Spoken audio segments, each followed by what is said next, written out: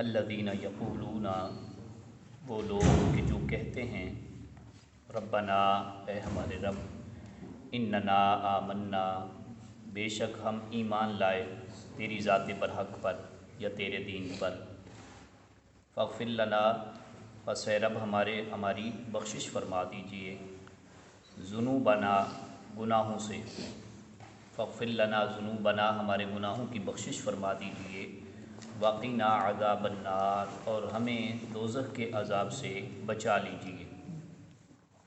یہ کون لوگ ہیں جن کے بارے میں پیچھے ذکر ہے اس سے پہلی 15 نمبر آیت کے اندر کہ پرہیزگار لوگ یہاں سے مراد ہیں، صاف ستھرے لوگ مراد ہیں، جنہوں نے اللہ کی رضا کے لیے دنیا کے اندر وقت گزارا۔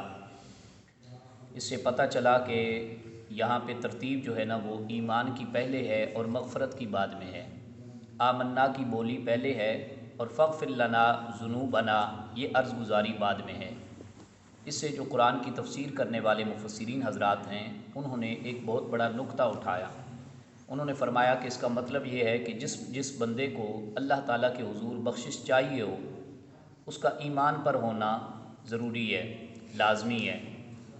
غیر مومن ہو بندہ، وہ چاہے جتنی مرضی گڑ گڑا کر دعائیں کرے، مغفرت طلب کرے، چونکہ بندہ مشرک ہے اور وحدہ لا شریک ذات برحق پر ایمان نہیں رکھتا، تو اس کی توبہ بھی قبول نہیں ہے۔ توبہ اسی کی قبول ہوگی اللہ تعالیٰ کے حضور جو بندہ ایمان پر ثابت قدمی دکھائے گا اور ایمان کو قبول کرنے والا مومن یا مومنہ ہوں گے۔ فاغفر لنا ذنوبنا، اے رب ہمارے گناہوں کو معاف فرما دے۔ گناہوں کی بخشش ہر بندے کو طلب کرنی چاہیے، نیک کار ہو تو اس کو بھی طلب کرنی چاہیے، اور اس کا فائدہ یہ ہوتا ہے کہ نیک کار جب اللہ تعالیٰ کے حضور عام گناہوں سے بچنے کے باوجود بھی جب گناہوں کی مغفرت طلب کرتا ہے تو اللہ تعالیٰ اسے نیکیوں کی مزید برکات اور ثمرات عطا فرما دیتا ہے۔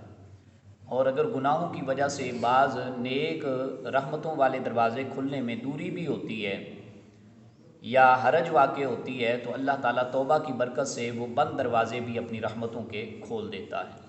اور گناہ گار کو تو ویسے بھی ہر لحظہ اپنے گناہوں کو یاد کر کے اللہ تعالیٰ کے حضور توبہ اور استغفار کرنی چاہیے۔ یہ توبہ اور استغفار آپ کو بتاؤں ایک بڑی عجیب سی حدیث مبارکہ ہے، یعنی عجیب سی اس حوالے سے کہ عام اگر بازاری بندوں کے سامنے یہ حدیث پاک کا پوائنٹ بیان کیا جائے نا تو گمراہی کے امکانات ہیں، وہ کہیں گے کیا ایسا بھی کوئی فرمان ہو سکتا ہے؟ تو اس لیے میں حوالہ بتا دیتا ہوں۔ صحیح مسلم شریف کی روایت ہے 2 جلد کے اندر، اور جہاں پہ توبہ شریف کے فضائل آئے نا اس باب اس چیپٹر کے اندر یہ حدیث پاک ہے۔ رسول کائنات صلی اللہ علیہ وسلم نے ارشاد فرمایا کہ اللہ تعالیٰ کے وہ بندے جو کہ گناہ گار ہیں اور توبہ کرتے ہیں یہ اللہ تعالیٰ کو بے حد پسند ہیں۔ اس کے بجائے اگر بندہ گناہ سرے سے نہ کرے، گناہ گار کا توبہ کرنا یہ اللہ کو بڑا پسند ہے، لیکن ایک بندہ اللہ تعالیٰ کا ایسا بھی ہو یا کچھ بندے یا کچھ طبقات اللہ کی خلقت میں سے ایسے بھی ہوں جو گناہ گار ہی نہ ہوں سرے سے، یہ انبیاء کرام علیہم الصلاۃ والتسلیم ہستیوں کے علاوہ کی بات ہے جو معصوم عن الخطا ہیں۔ زمین پر اللہ کے انبیاء کرام ہیں اور آسمانوں پر اللہ تعالیٰ کے فرشتے ہیں، ملائکہ ہیں، یہ ان کے علاوہ کی بات ہو رہی ہے کہ جن کے ساتھ گناہ سرزد ہونا واقع ہو سکتا ہے۔ اللہ پاک ارشاد فرماتا ہے کہ حبیب صلی اللہ علیہ وسلم میرے وہ بندے کہ جو کہ گناہ گار ہیں ان کا توبہ کرنا مجھے بڑا پسند ہے، لیکن اس کے مقابلے میں کوئی بندہ گناہ نہ کرے، خلقت ایسی ہو جو گناہ ہی سرے سے نہ کرے، تو ہونا تو یہ چاہیے نا کہ وہ بھی اللہ کی زیادہ منظور نظر ہونے چاہیے کہ گناہ کر سکتے ہیں لیکن کرتے نہیں ہیں۔ لیکن حدیث پاک کے اندر یہ حوالہ آتا ہے کہ اللہ پاک فرماتا ہے کہ وہ بندے جو گناہ کرے نہ سرے سے میں ان کو ہلاک کر دوں، ان کو تباہ و برباد کر دوں، اور ان کی جگہ پہ دوسری قوم، دوسری خلقت ایسی پیدا کروں کہ جو کہ گناہ کریں، حالانکہ گناہ کرنا کیا ہے؟ اللہ تعالیٰ کے غضب کے مترادف ہے، اللہ تعالیٰ کے عذاب کو دعوت دینے کے مترادف ہے۔ پہلے وہ ہیں جو گناہ کریں نہ، تو اللہ فرماتا ہے میں ان کو ہلاک کر دوں اور ان کی جگہ پہ دوسری قوم ایسی لے آؤں جو گناہ تو کریں، پہلو جیسے والا معاملہ تو نہ ہو، گناہ کریں لیکن ساتھ میں توبہ کر کے اللہ تعالیٰ کی بارگاہ میں اللہ کو راضی کرنے کی کوشش کریں۔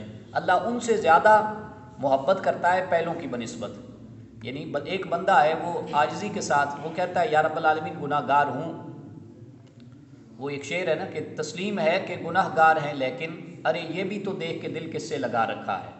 ایک بندہ ہے وہ عاجزی کے ساتھ کہہ دیتا ہے یا اللہ میں ہوں تو بڑا گناہ گار، لیکن آ گیا ہوں تیرے دروازے پر بھیک مانگنے، مغفرت عطا کر دے، حاجات کی قبولیت عطا کر دے، کامیابی کی بشارت عطا فرما دے۔ تو اللہ پاک کو یہ ادا بڑی بے حد پسند ہے، تو اس لیے یہ کرتے رہنا چاہیے۔ اور جو بندہ گناہوں کی معافی طلب کرتا ہے اللہ تعالیٰ کے حضور، وقنا عذاب النار، ہمیں دوزخ کے عذاب سے بچا لے، یہ اللہ تعالیٰ بھی اس کو بشارت اور مقام عطا فرما دیتا ہے۔ الصابرین، صبر کرنے والے لوگ، اس کا بھی تعلق اصل میں پچھلی آیات کے ساتھ ہی ہے، یعنی وہ کون لوگ ہیں جو کہ دعا تو اس طرح ان الفاظ کے ساتھ کرتے ہیں جیسے گزشتہ آیت کے اندر ابھی ہم نے پڑھا، اور وہ کون لوگ ہیں؟ الصابرین، صبر کرنے والے، والصادقین، اور سچ بولنے والے۔ صبر کہاں کرنے والے؟ آفات، علام، مصائب پر، ہر تنگ دستی کے ماحول میں صبر کرنے والے۔ والصادقین، اور ہر معاملے کے اندر، ہر بات کے اندر سچ کو ادا کرنے والے، سچ بولنے والے۔ والقانتین، اور جب عبادت کرتے ہیں تو اللہ تعالیٰ کے حضور جھکنے والے، عاجزی، ادب اختیار کرنے والے۔ والمنفقین، اور اللہ کے راستے میں خرچ کرنے والے۔ والمستغفرین، اور استغفار کرنے والے۔ بالاسحار، سحری کے وقت۔ سحری کے وقت اس لیے ذکر کیا کہ یہ وقت اللہ تعالیٰ کو بڑا محبوب وقت ہے، اور حدیث پاک کے اندر آتا ہے کہ حضرت معاذ رضی اللہ تعالیٰ عنہ بارگاہ رسالت مآب صلی اللہ علیہ وسلم کے اندر حاضر خدمت تھے، تو رسول خدا صلی اللہ علیہ وسلم نے ارشاد فرمایا کہ کچھ اللہ کے حق ہیں بندوں پر، اور کچھ بندوں کے حق ہیں اللہ تعالیٰ پر۔ جو حق بندوں نے ادا کرنے ہیں نا اللہ تعالیٰ کے، ان پر حقوق لازم ہیں، ان میں سے ایک یہ ہے کہ وہ بندے اللہ تعالیٰ کے ساتھ کسی کو شریک نہ ٹھہرائیں، اور اللہ تبارک و تعالیٰ کی عبادت کریں۔ اور جو اللہ تعالیٰ کا حق ہے اپنے بندے کے لیے وہ یہ ہے کہ جس بندے نے شرک نہ کیا ہو نا، اللہ تعالیٰ اس کو عذاب کبھی نہیں دے۔ تو جب یہ بات سنی نا حضرت معاذ رضی اللہ تعالیٰ عنہ نے تو بڑے خوش ہوئے، اور آقا کریم صلی اللہ علیہ وسلم کی بارگاہ میں عرض کرنے لگے کہ یا رسول اللہ صلی اللہ علیہ وسلم، یہ میں بات آگے نہ پہنچا دوں، لوگوں کو جا کے نہ خوشخبری سنا دوں کہ ہم تو الحمدللہ مشرک ہیں ہی نہیں، اللہ تعالیٰ کی عبادت کرنے والے اور اسی کو وحدہ لا شریک ذات تسلیم کرنے والے۔ تو یہ بشارت آئی ہے کہ جو مشرک نہیں ہوگا، اللہ تعالیٰ کا اپنے بندے پر حق ہے کہ وہ اللہ اس کو عذاب نہیں دے گا، یہ میں بشارت آگے نہ پہنچا دوں؟ تو رسول خدا صلی اللہ علیہ وسلم نے ارشاد فرمایا، نہیں معاذ، ایسا نہ کرو، کہیں لوگ اسی پر بھروسہ نہ کر بیٹھیں، یعنی صرف کلمہ ہی کافی ہے، مشرک تو ہے نہیں، وحدہ لا شریک خدا کو تو مان لیا ہے، بقیہ اعمال کی پھر کیا ضرورت ہے؟ جیسے ہمارے ہاں ہوتا ہے کہ ایک محفل میلاد یا ایک محفل کروا لی یا ایک پروگرام کروا لیا، پھر سارا سال بھول جاتے ہیں، ایک کوئی نیکی کر لی تو اسی کو سارے سال کا صدقہ سمجھ لیتے ہیں۔ یوں نہیں ہونا چاہیے، اس طرح پھر غفلت طاری ہو جاتی ہے۔ تو اے معاذ، تم اس طرح نہ کرو، یہ نہ ہو کہ لوگ اسی پر بھروسہ کر بیٹھیں کہ ٹھیک ہے پھر جہنم کا عذاب نہیں ہونا تو نماز پڑھ کے کیا کرنا ہے، والدین کی قدم بوسی سے کیا لینا ہے، والدین کے حقوق ادا کر کے کیا ملے گا، پہلے ہی بخشائے ہوئے ہیں، جہنم سے تو پہلے ہی معافی مل گئی ہے، برات اور آزادی نصیب ہو گئی ہے۔ تو اس طرح نہ ہو کہ بقیہ دین کو چھوڑ بیٹھیں اور صرف انہی الفاظ پر بھروسہ کر بیٹھیں، اس لیے رسول خدا صلی اللہ علیہ وسلم نے انہیں منع فرمایا، لیکن بشارت آئی ہے اللہ پاک کی طرف سے، اور رسول خدا صلی اللہ علیہ وسلم نے اس کو احادیث کے اندر بیان کیا ہے۔ تو یہ جو ہے نا کہ صبر کرنے والے، یہ صبر دو طرح کا ہوتا ہے، یاد رکھیں۔ ایک تو تنگ دستیوں پر، مصیبتوں پر، آفتوں پر صبر، یہ عام بندوں میں بھی نظر آ سکتا ہے، یعنی یہ کوالٹی ہو سکتی ہے، خصوصیت ہو سکتی ہے۔ ایک دوسرا صبر ہے، وہ صبر کیا ہے کہ نفسانی خواہشات پر صبر، گناہ کے ارادے پر صبر، دل کہتا ہے، نفس کہتا ہے یہ کر لے، کوئی نہیں دیکھ رہا، اور اللہ کی ذات پر بندہ توکل کر کے کہتا ہے نہیں اے نفس، میں تیرے ہاتھوں مجبور نہیں ہوں گا، ذلت و رسوائی کا شکار ہرگز نہیں بنوں گا، میں نے اللہ تعالیٰ سے وعدہ کیا ہے، رسول پاک صلی اللہ علیہ وسلم سے وفاؤں کا دعویٰ کیا ہے، تو میں ان کا ہو گیا ہوں غلام، تو میں اس لیے نہیں تیری بات مان سکتا، چہ جائے کہ مجھے کتنا دنیا کا حسن یا جاہ و جلال والی چیز نہ دے دی جائے، مرتبہ کیوں نہ دیا جائے، حسن و جمال کا میں پجاری نہیں بنوں گا، میں اللہ تبارک و تعالیٰ کی کہ حضور اسی کا درباری بنوں گا، اسی کے عبادت میں سرخم کروں گا۔ تو یہ دوسرا جو صبر ہے نا، نفسانی خواہشات پر، گناہوں کے ارادوں پر اور اعمال رذیلہ پر، اعمال سوء پر، برے اعمال پر، یہ صبر کرنا، یہ پہلے والے صبر سے بڑے درجے والا صبر ہے۔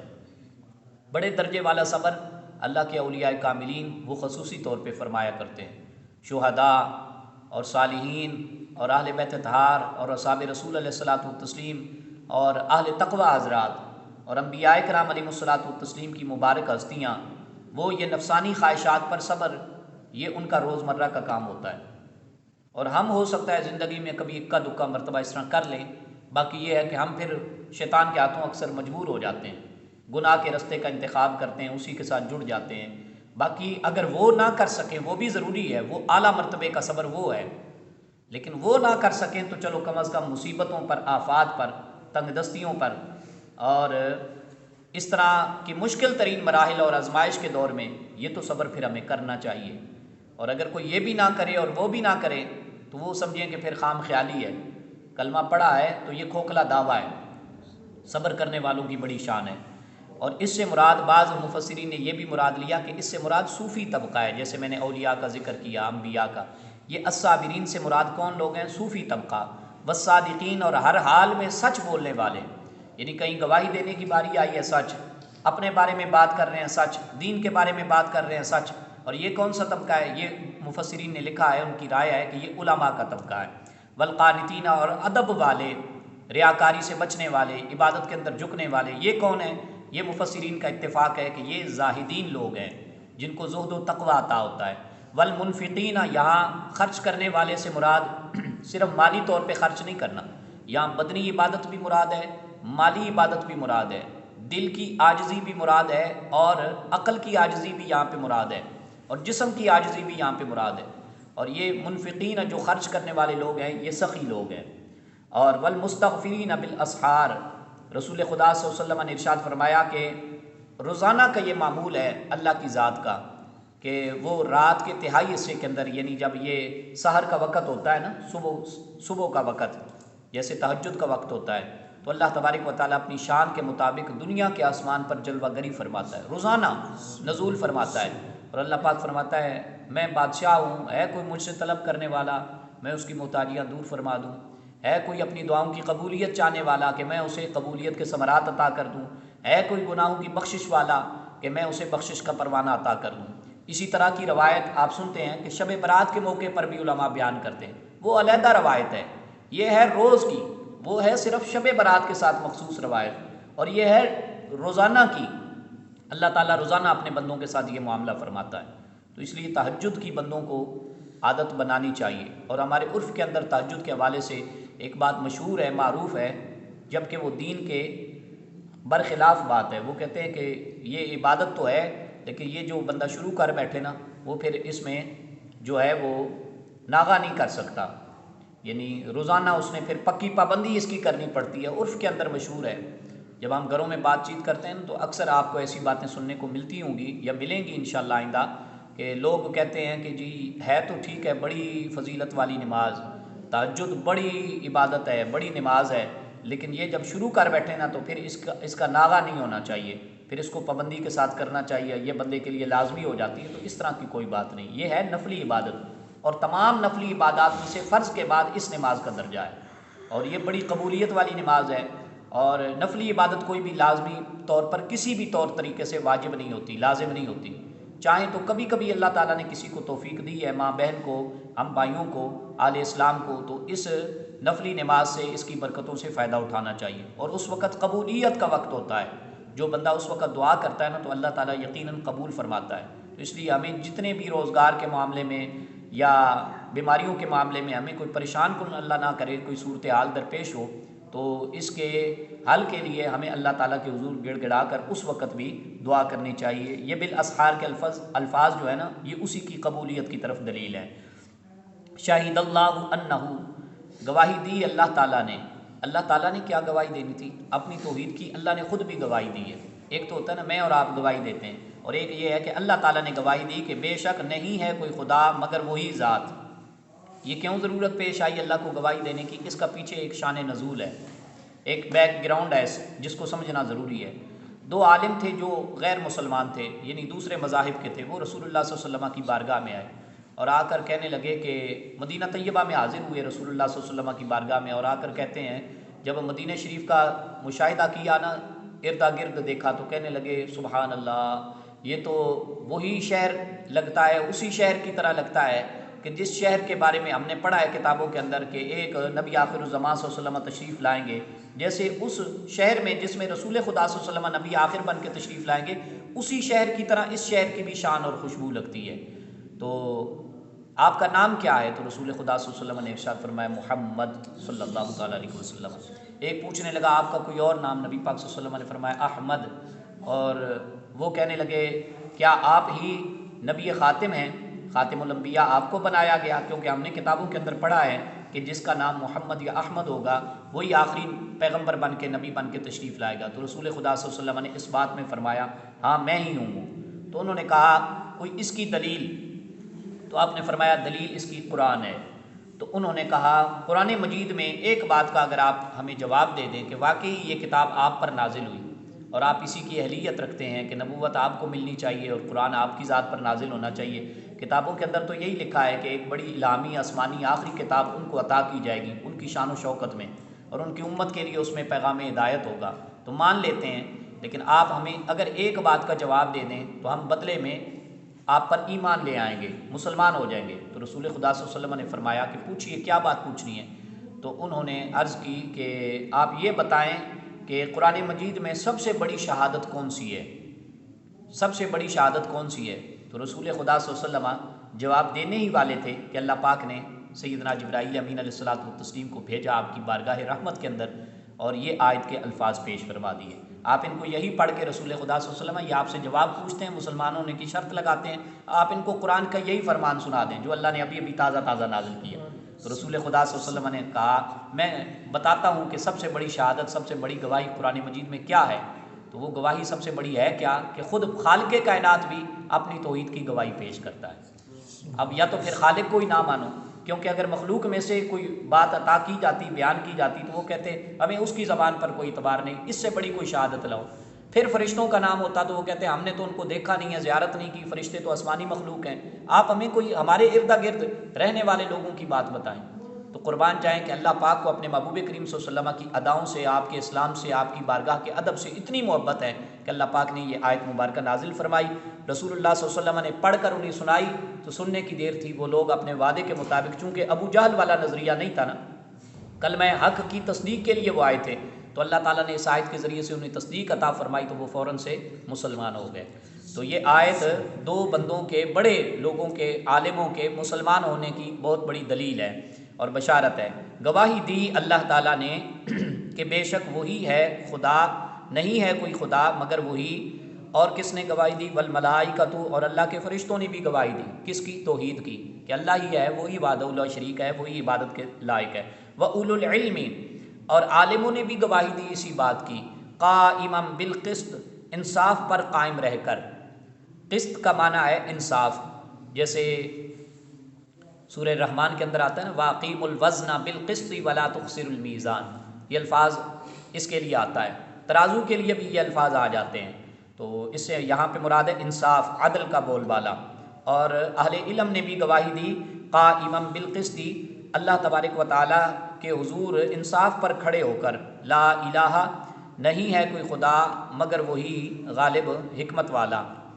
آگے برکت کے لیے میں پڑھ دیتا ہوں، پھر انشاءاللہ اس کی تشریح آئندہ کے خلاصے کے اندر پیش کی جائے گی۔ بے شک دین تو سچا اللہ تعالیٰ کے ہاں صرف اسلام ہی ہے، وہ لوگ کہ نہیں اختلاف کیا ان لوگوں نے جن کو دی گئی کتاب، یہاں سے مراد ہے اہل کتاب، مگر بعد اس کے کہ آ گیا ان کے پاس علم، بغیم بینہم، سرکشی کرتے ہوئے آپس میں۔ بغیم کا معنی بغاوت بھی کر سکتے ہیں، حسد بھی کر سکتے ہیں، دل کی کدورت بھی کر سکتے ہیں، دل کا بغض بھی کر سکتے ہیں۔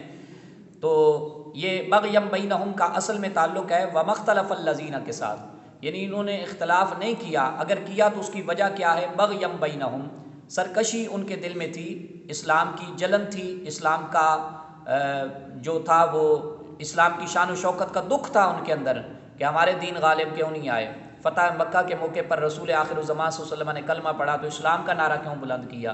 ہمارے دینوں کو تو حضور علیہ الصلوۃ والتسلیم نے پوچھا تک نہیں، اور اسلام سارے دینوں پر، سارے باطل ادیان پر، مذاہب پر غالب آ گیا، اس کی وجہ کیا ہے؟ یہ نہیں ہونا چاہیے تھا۔ تو شاید وہ یقیناً حق کو سمجھ بھی چکے تھے فتح مکہ کے موقع پر بالخصوص، کہ حق یہی ہے جس کا بول بالا رسول عربی صلی اللہ علیہ وسلم نے فرما دیا ہے، لیکن چونکہ اس میں ان کا اپنا دین شامل نہیں تھا، اگر 2-3 دین رسول پاک صلی اللہ علیہ وسلم ملا کر کہہ دیتے تمہارا بھی سچا ہے مگر 70% 80% زیادہ ہمارا سچا ہے، وہ تھوڑے بہت راضی ہو جاتے، کہتے چلو ہمارے دین کی بھی سچائی کی بات کی۔ تو اسلام نے تو سارے دینوں کو آ کے مٹا کے رکھ دیا، قل جاء الحق وزہق الباطل ان الباطل کان زہوقا۔ رسول پاک صلی اللہ علیہ وسلم کے آنے سے کیا قرآن مجید فرماتا ہے کہ حق آ گیا اور باطل مٹ گیا، بے شک باطل ہے ہی مٹنے کے لیے۔ تو وَمَن يَكْفُرْ بِآيَاتِ اللَّهِ، اللہ پاک فرماتا ہے ان کا عذاب کہ جس نے انکار کیا اللہ کی آیات کا۔ حضور پاک صلی اللہ علیہ وسلم بھی اللہ کی آیت ہیں۔ آیت کی جمع ہے، آیت کہتے ہیں نشانی کو۔ سب سے بڑی نشانی قرآن کے صدقے میں رسول پاک صلی اللہ علیہ وسلم آئیں، اور رسول پاک صلی اللہ علیہ وسلم کے صدقے میں آپ کی نسبتوں کی وجہ سے سب سے بڑی نشانی قرآن پاک ہے۔ پھر اس کے بعد فتح مکہ شریف ہے، جنگوں کی فتوحات ہیں، رسول پاک صلی اللہ علیہ وسلم کا نبی آخر بن کے تشریف لانا ہے، آپ کے معجزات شریف ہیں، آپ کے صحابہ کرام ہیں، اللہ کے دین کا غالب دین بن کر آنا ہے، یہ بھی اس کے ساتھ ساتھ بہت بڑی نشانیاں ہیں۔ کعبہ شریف اللہ تعالیٰ کی بہت بڑی نشانی ہے، صفا کی پہاڑی اللہ تعالیٰ کی بہت بڑی نشانی ہے، اور مروہ کی نشانی، مروہ کی جو پہاڑی ہے یہ اللہ تعالیٰ کی بہت بڑی نشانی ہے۔ پورے کا پورا حرم شریف مکہ شہر یہ اللہ تعالیٰ کی بہت بڑی نشانی ہے۔ انبیاء کی یہ جتنی نبوتیں ملی یہ اللہ تعالیٰ کی بہت بڑی نشانیاں ہیں۔ تورات کتاب، زبور کتاب، انجیل مقدسہ کتاب، یہ ساری کی ساری اللہ تعالیٰ کی نشانیاں ہیں، اور حتیٰ کہ آخری وقت تک نبی اکرم صلی اللہ علیہ وسلم کے دین کا غالب رہنا، قیامت آ جائے گی پھر بھی نبی پاک صلی اللہ علیہ وسلم کا دین عربی صلی اللہ علیہ وسلم یہ غالب رہے گا، یہ بھی اللہ تعالیٰ کی بہت بڑی آیت ہے، یہ نشانی ہے۔ تو یہ ساری نشانیاں، یہ جس نے انکار کیا اللہ کی آیات کا، کوئی فرشتوں کا انکار کرتا ہے، کوئی اصحاب رسول صلی اللہ علیہ وسلم کے مقام کا انکار کرتا ہے، کوئی خلفائے راشدین کی خلافتوں کا انکار کرتا ہے، کوئی اہل بیت طاہر کی عظمتوں کا منکر ہوتا ہے، تو کسی بھی طرح سے کسی بھی آیت کا وہ انکار کرے فَإِنَّ اللَّهَ سَرِيعُ الْحِسَابِ، تو اللہ تعالیٰ کا وعدہ ہے کہ پس بے شک اللہ تعالیٰ ان سے جلد حساب لینے والا ہے۔ اللہ تعالیٰ عمل کی توفیق عطا فرمائے۔ آمین۔ اللہم صلی وسلم علی النبی الطاہر، ربنا آتنا فی الدنیا حسنہ وفی الآخرۃ حسنہ وقنا عذاب النار۔ رب ذوالجلال اپنے فضل کا صدقہ حاضری کو قبول فرما، آنے والوں کو جزائے جلیلہ کی سوغات عطا فرما، نامہ اعمال کی خطائیں معاف فرما، نیکیاں قبول فرما، رحمتوں کے خزینوں سے مالا مال فرما، جو آئے ہیں ان کی مرادیں جائز حاجات اپنی رحمتوں کے تصدق پوری فرما، ہدایت کے طلبگاروں کو راہ ہدایت عطا فرما، راہ ہدایت پر چلنے والوں کو مزید استقامت اور برکتوں کے ثمرات عطا فرما۔ الہی اپنی رضا پر صابر شاکر رہنے کی توفیق عطا فرما، ہمارے وجود کو امت کی ہدایت کے لیے نفع بخش فرما، جمیع مسلمانان امت کے رزق و عمل کے اندر برکتیں پیدا فرما، بے روزگار ہیں تو حلال روزی عطا فرما، بے اولاد ہیں تو اولاد صالح عطا فرما، صاحبان اولاد ہیں تو اولاد کو نیکی کے رستے پر چلا۔ یا الہی ہمارے محسنین کو، اکابرین امت کو عظمتیں، سربلندی، سلامتی، صحت، عافیت عطا فرما، دنیا سے پردہ فرما گئے تو انہی دارین کی سعادتیں عطا فرما۔ یا الہی امت مسلمہ کو وحدت عطا فرما، اتفاق و محبت عطا فرما، حق کا صحیح ابلاغ پیش کرنے کی توفیق عطا فرما، حج بیت اللہ شریف، عمرہ شریف کی سعادتیں عطا فرما۔ کوئی تنگ دست ہیں تو صدقہ قرآن دعا کرتے ہیں، یا اللہ ان سب کی تنگ دستیاں دور فرما، رزق کی بے شمار برکتیں عطا فرما، بار بار حج بیت اللہ شریف، عمرہ شریف کی سعادتوں سے بہرور فرما۔ مظلوم امت جہاں جہاں کہیں دین اسلام کے غلبے، اپنی آزادی کے لیے کام کر رہی ہے، یا اللہ سب کا بیڑا پار فرما۔